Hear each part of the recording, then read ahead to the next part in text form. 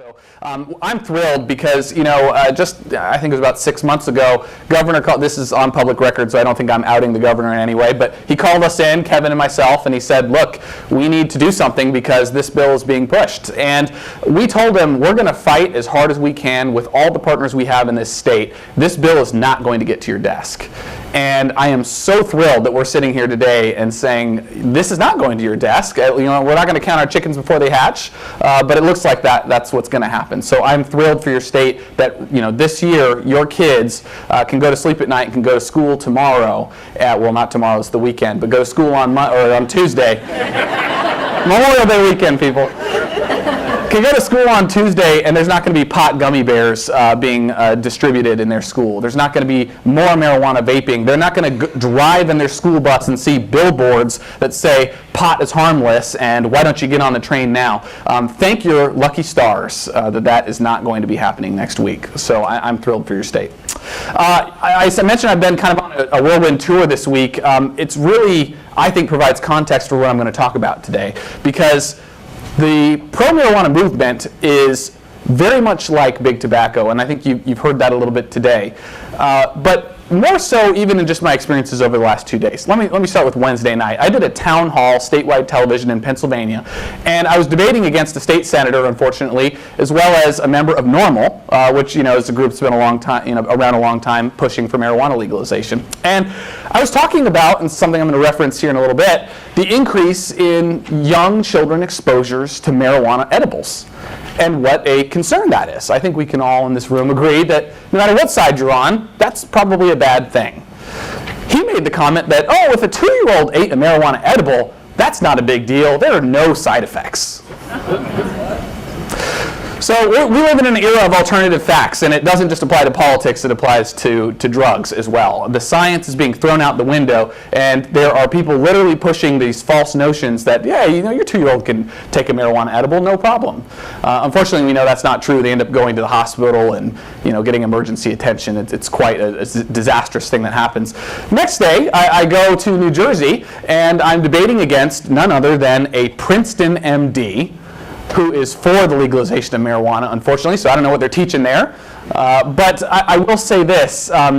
You were debating and he's saying, marijuana doesn't impair your driving abilities. It impairs you no more than drinking coffee before you drive does. Well, I was like, this is curious. I want to look into this guy's background. So I actually happened I actually was able to look him up quickly in the middle of the debate. Found out, I'm not going to pull out my phone today. Found out that he is working for a pot company as a doctor, as a physician. How many of you remember when big tobacco hired doctors to say that cigarettes were medicinal? It'll toast your throat. I wasn't around for that, but I've looked it up on my phone and found out. So, we're seeing a modern day big tobacco. Big tobacco 2.0 is absolutely here, and we're seeing it all happen before our eyes. And I just think that context provides, I think, a great intro to what we're going to talk about today. So first of all, thrilled and honored to have Deb Naro heading up SAM New Hampshire. I think it's such a service to the state to have an affiliate here, and we're very proud of the work that's been happening so far. So some of you may know this, but for those of you who don't, SAM, Smart Approaches to Marijuana, we are the leading national nonprofit organization opposed to the commercialization of marijuana. Really, we have two goals in what we do. We're a policy organization, and the first goal is education. We want to educate the public and decision makers on the science of marijuana's harms. We have a award-winning scientific advisory board that guides what we do with people from Princeton and University of Colorado and Yale who are doing the research every day on marijuana and its impacts. Those folks guide what we do. We want science and public health to lead this conversation, not profits. I think it's really simple. When it comes to drug policy, science and public health should lead that conversation. So that's what we push for. Secondarily, we push for policies that promote these ideals. Reduce drug use, reduce marijuana use, promote alternatives to incarceration, and policies that clearly are public health oriented. So that's really our goal. We collaborate with a lot of major medical associations at the national and state level because, let me tell you, virtually all of them are opposed to commercialization and normalization of marijuana. So we've worked with the AMA, and we've worked with a number of organizations that really have a lot of clout, and they are putting out a lot of research themselves on the negative impacts of this drug. So we enjoy working with all of them. We have two organizations. SAM, I talked about. SAM Action is our political nonprofit, C4, that does a lot of the policy work, lobbying, helps write bills, gets involved at the state, federal, local levels, and so we're very proud of the work that our sister organization does as well.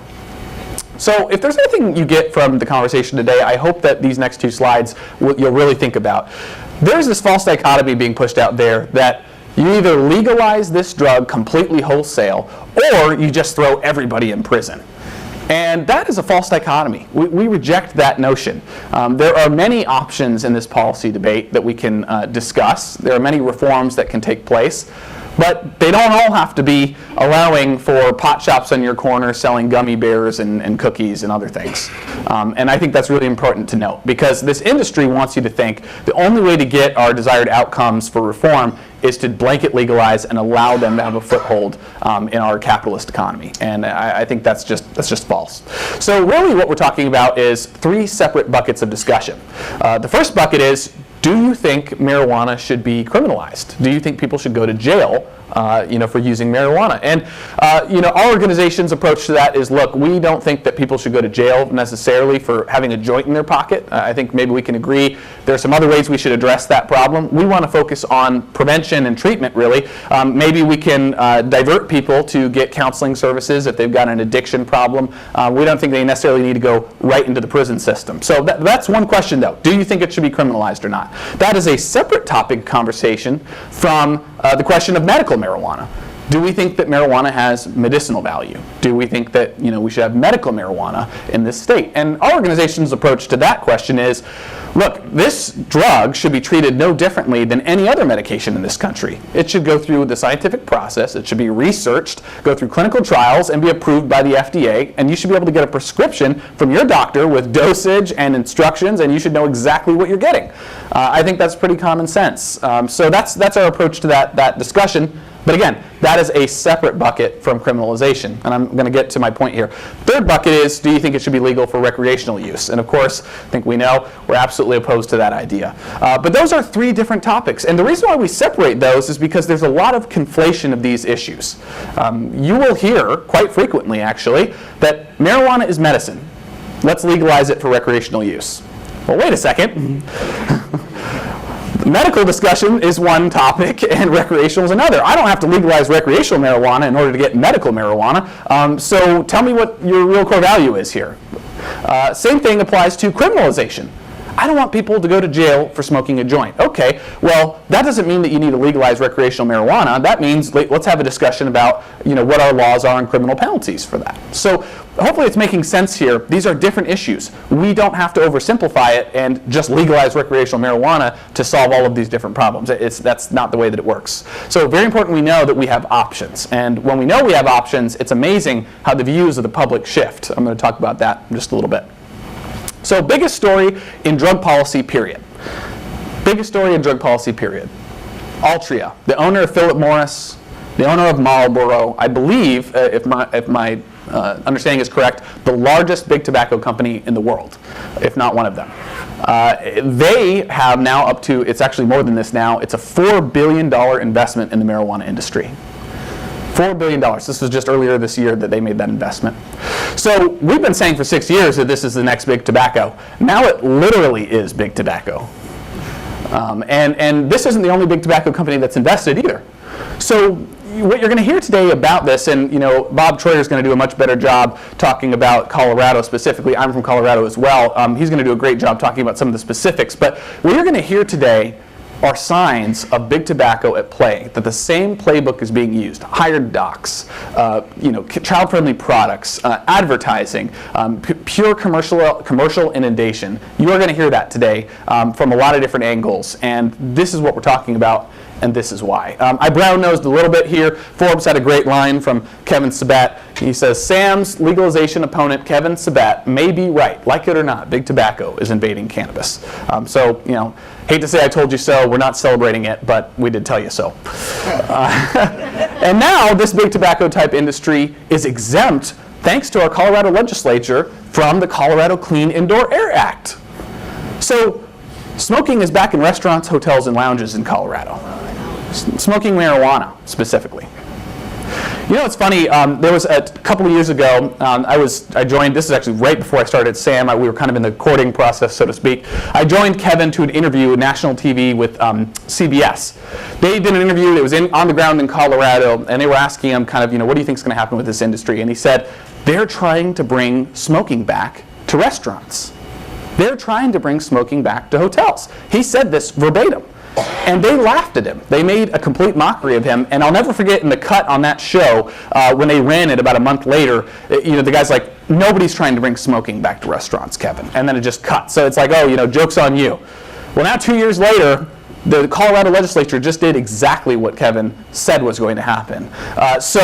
You know, we shared that information with them. We're hoping they'll give us another interview, because clearly he was right. But this is what we're talking about. Big Tobacco 2.0. You know, smoking in airplanes. You know, I never experienced that, but I know it happened because I've got a sign in my plane that seems really common sense. It seems like we shouldn't have to have little lights in our plane that say don't smoke, but we do. And it seems like we need to remind the American public, or at least the public in Colorado and the legislature in Colorado, that smoking marijuana is just as bad and the secondhand smoke is just as bad as cigarettes. But that's what we're talking about here. And, you know, we have more industries. You know, it's really interesting. Shakespeare said, the world is a stage and we are the players. Well, drug policy is a stage, and big addiction for profit drug industries are the players. Who do we have next? Purdue Pharma CEO, the guy who wrote the playbook for OxyContin and got a whole bunch of people probably in New Hampshire addicted, is now the CEO of a pot company. So I hear a lot that, oh, you know, evil pharma, pharma's ruined our society, so we should legalize weed. Well, I think that's exactly what pharma wants those people to think, because they're the ones making money on this. And this isn't the only, by the way, pharmaceutical guy that's getting involved. Novartis is invested now.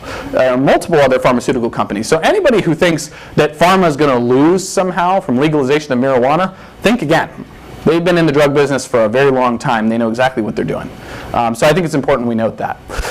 Look at the alcohol industry. $billion investment from you know, Constellation Brands, owner of Corona, Blue Moon, major alcohol investments. Again, industry involvement is at a premium. You have Corona, Blue Moon, etc. And of course, we're not talking about hippies and banjos anymore. We're talking about marijuana hedge funds. And this is not a stock photo, everybody. This is Privateer Holdings, the first marijuana hedge fund. Wall Street. Wall Street and Silicon Valley. These are the folks that are making money on this. Unfortunately, people who look a lot like me, wearing suits like me, and just a few of them who are all very rich to begin with, getting a lot more rich. It's not going out, unfortunately, into the minority communities. I had a really interesting conversation about that with my favorite Princeton MD in New Jersey. And he was saying, you know, we need to do this so we can bring money into the minority communities. And I asked him, why is it that we're holding minority communities hostage to saying, you better let us legalize this drug and stuff our pot shops in your communities before we're going to put a library in your neighborhood? Are you kidding me? If we're talking about allocating budget for communities that are vulnerable, that have been disproportionately impacted, we should allocate budget regardless of whether or not you got another drug industry. And why would we need to legalize drugs in the first place in order to bring money to some of these communities? I don't get it. But these are the folks that stand to gain from this. And it's very important because I think there's this perception that it's hippies and banjos and free love and Woodstock. And that's just really not what we're talking about anymore. So look. Why are we talking about pot during an opiate epidemic? Well, you know, first of all, we know that the guys that brought us some of these opiates are also involved in this game. But beyond that, we know that the research is showing us that marijuana users, regular marijuana users, are more than 2.7 times more likely to go on and use other drugs, opioids specifically, abuse them. So does this mean that, you know, Luke, are you telling me that if I smoke a joint, I'm going to grab a heroin needle and start injecting heroin? You know, no, I don't. You know, for most people, that's not going to happen. But what it does mean is that marijuana is absolutely a pathway. It is absolutely linked to other drugs. We can't look at drugs in silos anymore. You know, I loved what the governor was talking about with silos. We cannot look at drugs in silos. Drugs are all very much interrelated. A lot of what we see are polydrug issues, and many of you know that far better than I do. So I think that's important to note, and the link cannot be denied as much as I think the marijuana industry would like for it to be denied. How many of you have seen billboards like this? Any of you seen these billboards in New Hampshire? Hey, praise the Lord. That's great.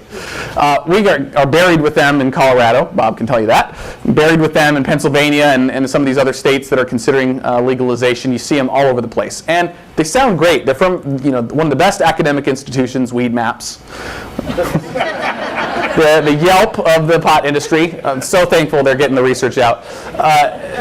They tell us, look, this sounds great. States that legalized marijuana had 25% fewer opioid deaths. And it seems so convincing. You have kind of an obscure JAMA reference there at the bottom. And okay, let's legalize because you're going to help the opioid epidemic. But really, unfortunately, what we're talking about with this is an ecological fallacy that brings us to conclusions like this. Do you really think that it's the ice cream eaters that are causing, the more drowning deaths? Or do you think maybe it's that it's a warmer state that has more pools and therefore more people are by those pools and then they drown? I don't know. Could be a lot of different variables at play. And that's the point with the previous study, is that maybe MAT programs had something to do with reductions of those deaths. Or maybe some other healthcare innovations that took place in those states had something to do with that decrease in deaths. But this study certainly didn't isolate that out, certainly didn't isolate those variables, and so we're going to move on. Look at Colorado. An increase in opioid overdose deaths every year since legalization of marijuana. Does that mean that legalized marijuana and then your opioid deaths are going to go up? No. But what it does mean is that what we're hearing about it decreasing opioid deaths, we should look with some skepticism. Now, at about this point, you're probably saying, Luke, you just showed me a reference to JAMA study that said that the deaths are going down, and now you're showing me some information says it's going up. I don't really know who to believe. Luke, you seem kind of young, and you're not a Princeton MD, so what do you know? And so this is where I'm going to stop and give a great caveat here. We don't have the final answer on how legalization ultimately will go. It's only 6 years into legalization. We know that the initial data we're seeing is concerning, but we don't know for sure because it's only been 6 years. It took us 50 to 100 years to understand and grasp the impact of big tobacco on our society. I hope that we don't legalize this and wait that long to figure out what's going to happen to our country. But the point being, we need to analyze what's coming out of these states, and we really need to take a skeptical eye to any kind of, off the, upstart studies that are saying one thing or another. So we really need to carefully look at the data before we formulate any conclusions. Interestingly, JAMA had a study that came out last year that said actually in places where the opioid crisis actually appears to be getting worse with marijuana's prevalence, which I think is really an interesting note that they put in that research article. So again, jury's still out, but right now there's no suggestion that marijuana legalization is going to solve the opioid epidemic. Another Lancet research article, and now the Lancet Journal of Psychiatry, for those of you who don't know, is the foremost institution for research on marijuana's impact on the human brain. So, what they put out is pretty much the gold standard. No one questions what they have to say, except for my favorite Princeton MD yesterday who did. But anyway, I'm going to stop bagging on that guy. But anyway, basically what they found was folks who used marijuana, first of all, there was no replacement effect. It didn't replace opioids for them. It actually, honestly, led them to use it more because their pain threshold was actually lower after using it. So it was a very interesting finding, that study, and of course we're going to need more research on this, but this is the kind of stuff that comes out that really makes you scratch your head and say, why are we rushing down this road to legalization when we have foremost institutions finding things like this? Again, that was backed up even further by another study that found that not only was medical marijuana not helping with kind of the pain and the opioid replacement, but also they recommended actually that they study medical marijuana patients specifically to watch for opioid trends because they were actually a concerning population after the results of this study. So again, very concerning results on that front. So marijuana, mental health, and addiction. First of all, probably many of us in this room know that there are DSM-5 codes, ICD-10 codes called cannabis use disorder, meaning that marijuana addiction absolutely is real, it absolutely exists, and it is diagnosed every day. And we're seeing growing numbers of it now in states that legalize. So absolutely addiction is real. And before we get into that, we need to understand what the impacts of marijuana are on the human brain.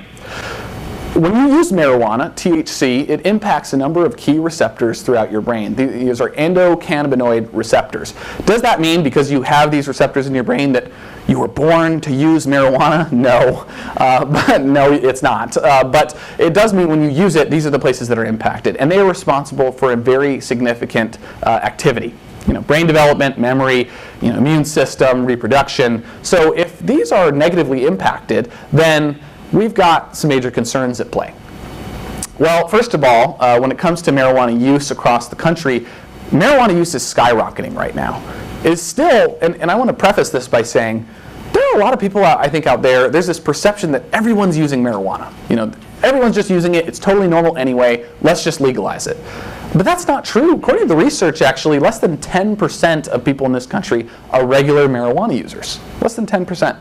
So we're talking about a very small number of people in this country that are using marijuana regularly. About 30 to 40% of people in this country have tried it once and never used it again.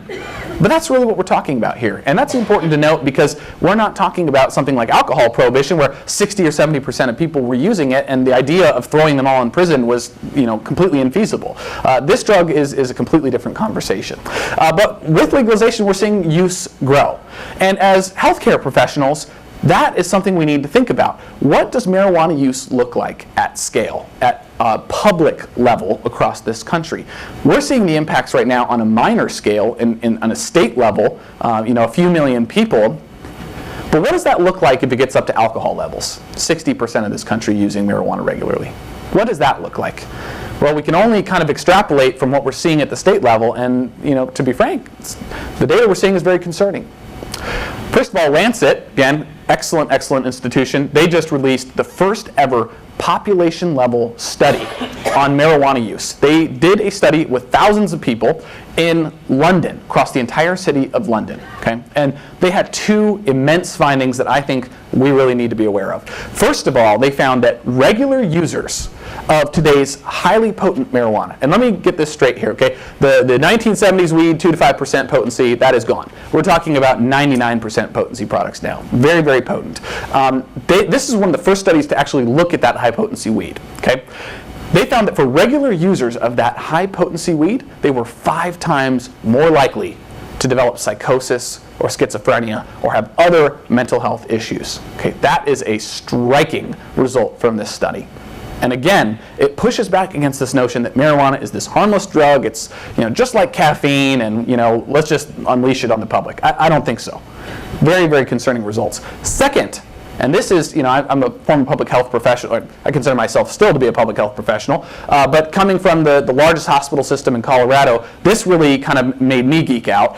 They found that if you removed high-potency marijuana products completely from the market across the city of London, you would cut their treatment costs across the entire city by 30%. So you talk about prohibition and, oh, this is so costly and horrible. Well, actually, it's saving money. And it's saving lives. So very, very interesting. We're going to see a lot more research like this in coming years, but this is a striking study. You should absolutely look it up. Other key findings, JAMA found that pot contributes to depression. And I'm going to talk a little bit about the suicide numbers in Colorado a little bit later, but absolutely marijuana use is leading to more depression, suicidal ideation. We're seeing it also lead to obviously other drugs, especially among youth. When they're regular users of this, they are much more likely to have issues from a mental health perspective, and I think that's very concerning. So in science, you rarely hear the word causal. Causal link. You usually hear, it's maybe related, we need more research. They run from this word causal. It's like the evil C word. Don't use it. Absolutely don't use it. It could discredit your research. But we're starting to see that word, causal, in the research now that is talking about marijuana and mental illness. Particularly, you look at the schizophrenia and psychosis especially. So research is now starting to say causal. There's a causal link. Not is it just people who have a propensity to develop these issues, whether it's psychosis or schizophrenia, et cetera, who use marijuana and it exacerbated that. Absolutely, that happens. But now we're starting to see that use of marijuana actually may cause these things. And that, the more research we get on that, if that proves to be true, then I think that's a very, very solid reason in and of itself to not want to allow this drug to be as pervasive as it is becoming. Of course, again, causal. You see that C word, causal. links between cannabis and schizophrenia. Causal, causal, causal. Very, very, very significant that this word is starting to be used. So obviously, this link has a very strong youth implication. So if you look at this for, after 18, it still has an association with schizophrenia risk. But, by 15 years, so if you're 15 and under, we're talking you're 4.5 times more likely, if you're a regular marijuana user, to have issues with schizophrenia. It's significant. It's significant. So the impact to kids, and that's why, God bless Deb and CADY and the work that they're doing, because we've got to let our youth know, and we've got to let our adults know. Don't get me wrong, the adults need to know too, but our youth especially, we're going to lose a whole generation. And as a father of a 2-year-old daughter, that is my ultimate concern, is her future. We really need to think about that when we look at data like this. So marijuana and youth. First of all, look, Colorado is the #1 state in the country for first-time marijuana use among youth, 2 years in a row. 2 years in a row, we're tops. So kids are trying it in droves in Colorado. We're seeing it in the schools. We're seeing this across the board. Very, very concerning. 1 in 5 youth and 1 in 10 young adults are actually being diagnosed with cannabis use disorder if they've been using it regularly in the past year. This is very concerning because that's actually even more now than it was 10 years ago. So why do we think that is? It's not the Woodstock weed anymore. It is much more potent. Look, we're talking about big tobacco. Tobacco was not this horrific addictive substance that was, exterminating millions of people in the population for thousands of years. It's been around for thousands of years. What happened? And this is something that I think I didn't know certainly. 100 years ago was the invention of the cigarette. And mass production, and the big tobacco industry came into play, and they mixed tobacco with nicotine and a whole bunch of other crazy addictive substances, and just kind of unleashed that on the population. So when that happened, we had a much more addictive substance, much more harmful substance, and we have the issue we have now. Same thing is happening with marijuana. They're making it more addictive, more harmful, more potent, and that's what we're seeing in legal states. And so now we're starting to see the addiction catch up with that, and it's very sad to see. The other thing we're seeing is that past month, past year use in legal states for youth is going up.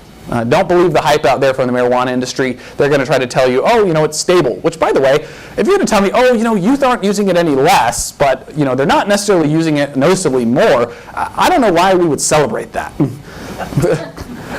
I thought the whole point was to have our youth not use it at all. I don't know. Maybe I'm just an idealistic parent. I'm not sure. But I don't find that to be an inspirational argument. But what we're seeing is in legal states, it's up. Whether you're looking at past month or past year use, legal states' youth are absolutely using marijuana more. And the data aren't even, I don't think, showing the full picture. And again, we look here at past month use, in just 12 and older, it's up significantly, 14% in legal states. Look at monthly youth marijuana use. I just thought this was good. This is not a pretty slide, but I thought this was interesting. So you look at all the states that have legalized marijuana. They are all above the national average when it comes to youth marijuana use. All of them. They are all above it. And you look at the overall average, it's significant. So don't tell me that legalizing marijuana in your state is not going to have an impact on youth, that is not going to allow your state's youth to be using marijuana more than the rest of the country. The rest of the country, it's actually, if it's not in decline, it's very low. So you look at the states that have legalized, and it is a striking comparison. So I want to talk about a report that was just released last month from the Colorado State Department of Health and Environment. They released this report. They're supposed to release it every 2 years on kind of the impacts. They released a very nice, flashy press release about how great the pot industry is doing, and we flipped through those pages. And when we got to the data was obviously a different story. So what we saw was a 400% increase in marijuana ingestion and exposure for children 0 to 9. Okay, significant increase from legalization, from before legalization to last year. So that is concerning because obviously young children, contrary to what our normal friends think, young children getting into edibles is a bad thing, and it's leading to a lot of hospitalizations and poison control center calls. Another major concerning public health indicator: 32,000 homes where children 1 to 14 were exposed to secondhand marijuana smoke. Folks, the American Lung Association says secondhand marijuana smoke and secondhand tobacco smoke, same thing. Same problems. It's no different. So that is a major concern that's going on in the state. And of course, you have 23,000 homes where they're not storing the edibles properly. Let me take that fact. Okay, that sounds bad from a public health perspective. Let me bring that home for you. Okay, as a parent, my kid's not old enough, but I've got a friend. His kid is, and his kid goes and plays at their friend's house, in their neighborhood. They have to ask the parents of their kids' friends, do you have edibles in your house? Are you storing them safely? Are they stored properly? Are they out of reach? Are they locked away? Are they gummy bears? Are there gummy bears laced with THC on the table? Those are the questions as a parent you have to ask your kids' friends about. And this is not normal. It's not normal. And I don't think that any parent should have to grow up, have their kid grow up in that kind of environment. But that's the environment we live in Colorado. And it's just something you have to think about. So look, the emergency room visits for kids, obviously have increased since legalization. You look at this under 9, under 17. It's obviously not something we want to see. I think this is an interesting study I want to point out. So Monitoring the Future, they are probably the second, behind the National Survey on Drug Use and Health, which is done by the federal government. This is done out of Ann Arbor. Probably second foremost survey on drug use and attitudes. They found that that 1 out of 4 12th graders in this country would either start using marijuana or use it more if we legalized at the federal level. And that's directly from the mouth of our kids. So the impacts of legislation, I mean, we all want to talk about regulating it and making sure that the kids know you shouldn't use it. I mean, how great is that working out for alcohol and tobacco? So I think that we know our kids are going to use more if we legalize. Absolutely. So daily marijuana users, if you usually start using marijuana before 17, the indicators are, I think, as you would expect, less likely to graduate high school, more likely to develop addiction, more likely to use other drugs, more likely to attempt suicide. That's what the research is telling us. The use of this drug, especially among youth, has lasting, significant impacts. The IQ impact alone is permanent. You'll lose 6 to 8 IQ points if you're a regular marijuana user in your youth. And you don't get them back. And that is a significant drop. So I want to talk about suicide because I mentioned that earlier. So suicide among youth is up significantly in Colorado. It's actually one of the top states right now for youth suicides.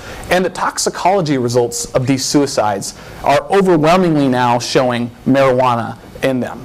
You look at the increase, it's one of the biggest increases that you'll see in these toxicology results. Now, we can't say, the evil C word, the causal link. I don't know if we can yet say that, this proves that every single one of these, it's because they were using marijuana. But we can say that we're starting to see a trend line now. We're 5 or 6 years in. This level is going up among youth, and we keep seeing more and more marijuana showing up in these toxicology results, especially among kids who are members of very vulnerable demographics. In minority communities particularly, we are seeing this take place. So the suicide issue is a growing dilemma. We're not seeing that in press releases from the Colorado Department of Public Health and Environment, unfortunately, but we are trying to push the envelope on this, and actually they have a meeting and we've asked for more research on this because I think it's very concerning. Again, National Academy of Sciences, another major prestigious institution, did a very large research study, 1,000 subjects they followed until 38. And again, we see more negative effects, whether it's neuropsychological, whether it's, other life issues. Again, regular marijuana use, and this is now up into adulthood, so we're not just talking about kids now. With adults as well, there are negative harms.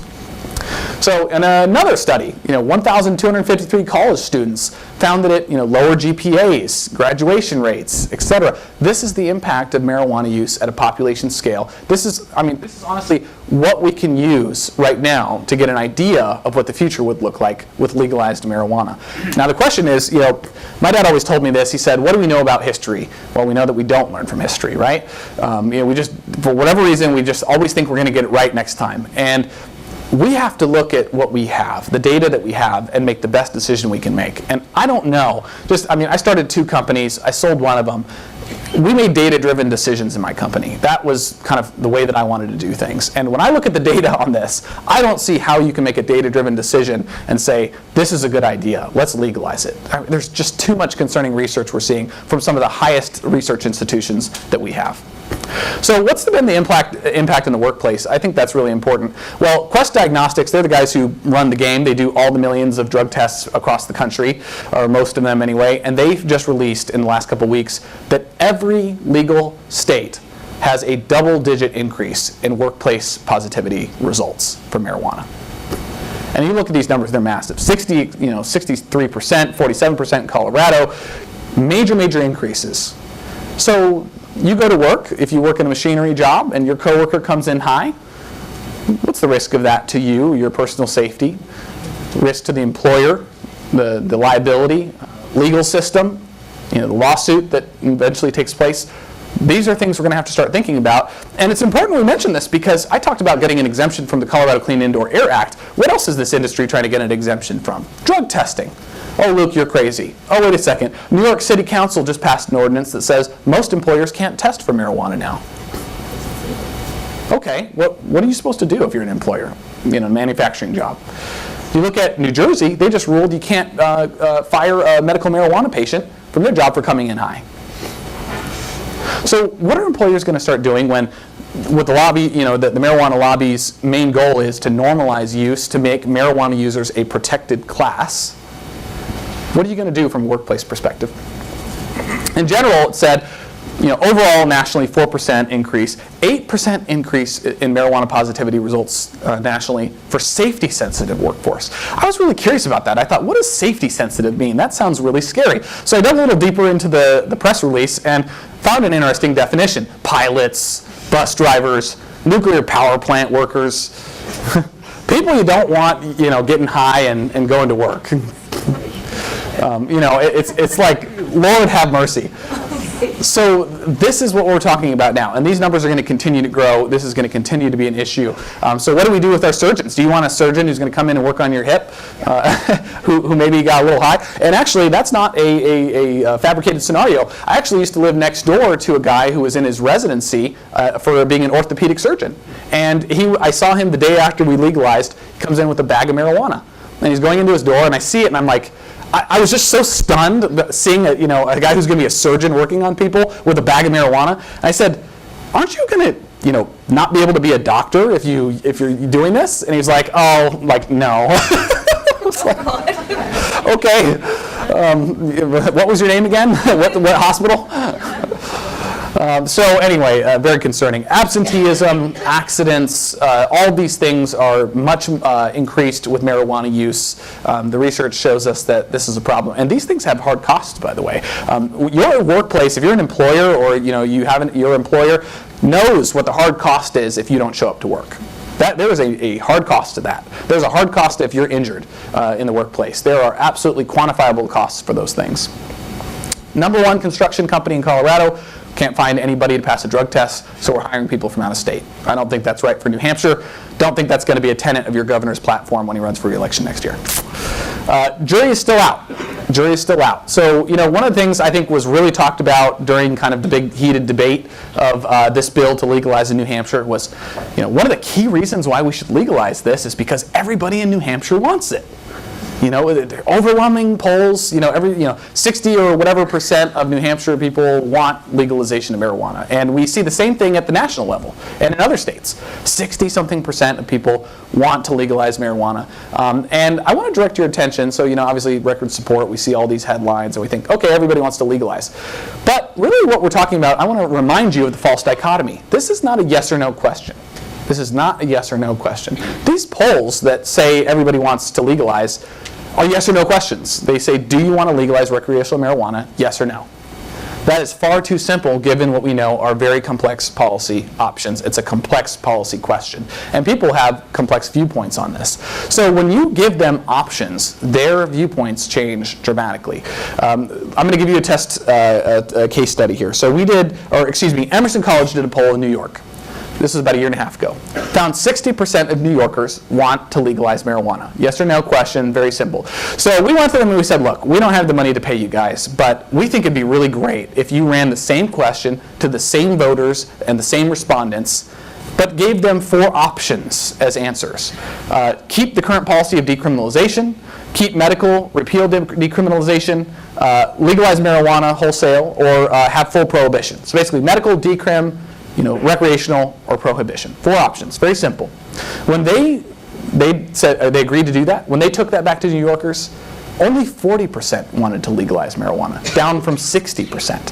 What they overwhelmingly wanted was either decrim or medical. So that says a lot.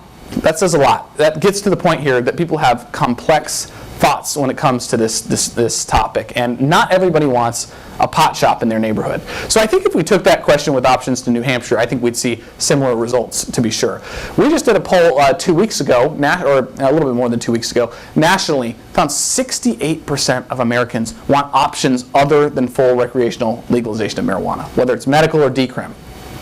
68%. Are you hearing that? Do you think that, we're hearing on the polls that everybody wants legalization, but when you give people an opportunity to choose what their option is, they don't want commercialization of marijuana. They don't want another big tobacco industry. They just want, most people, honestly, the reason why we voted for it in Colorado, people just didn't want folks going to jail for having a joint. That's what people are, that's what they see, that's what they live. But when they get this industry, they certainly don't want that. So it's important to note. Another interesting poll in New Jersey. Again, we didn't pay for this poll. They said, look, we're going to run this poll with those questions, but fair warning, if it doesn't go the way you want it to, we're still going to go public with those results. This lady had a quote she said would not be influenced by us whatsoever, and I just thought it was so striking because they found that only 30% of New Jerseyans wanted to legalize. She said, anyone who expected legalization to happen quickly and easily might reconsider given these findings. Okay, we didn't pay them. We didn't influence that quote, but that's from the pollster themselves. By the way, New Jersey's governor said they were going to legalize marijuana in the first 100 days of office, a year and a half ago. They just announced 2 weeks ago they're not legalizing at all.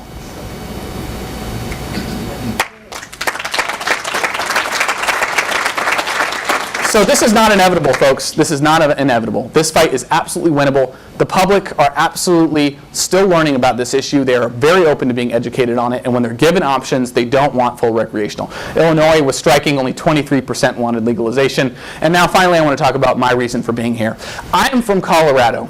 I live in Denver. Actually, I lived in D.C. for a couple years. I just moved back to Denver a couple months ago because we're doing more on the western side of the country, so now I'm kind of jumping all over the place. But I'm with my wife and my 2-year-old daughter living in Denver, raising her there.